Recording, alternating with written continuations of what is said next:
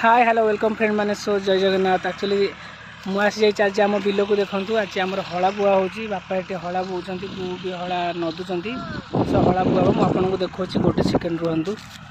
So friend मैंने देखो ये बापा बो आम हला बोच नदुंट बर्तमान हला बुआ हम बोली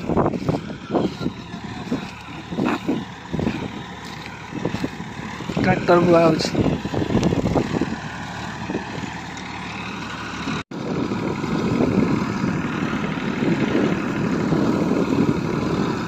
बंधा हो बर्तमान।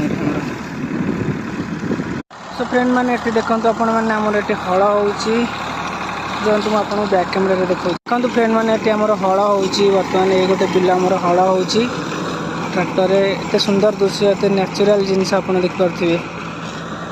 तो ये मो बापा मो बो ये हला बो ये केते घंटा 4 घंटा मु बर्तमान 4 घंटा हला बोईकी नेबी। सो फ्रेंड बर्तमान देखिपे मुझे बर्तमान हला मुंडे की नौ देखो फ्रेंड मैंने बर्तमान हला मुंडे की नौ। सो फ्रेंड मैंने चलते देखा बर्तमान मुझे हला नहीं आम खड़े पकेबी। सो फ्रेंड मैंने चलतु।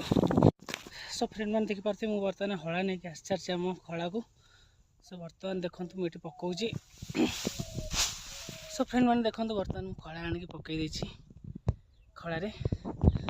सो फ्रेंड बहुत कष्ट लगे एक्चुअली सीरियसली बहुत कष्ट ए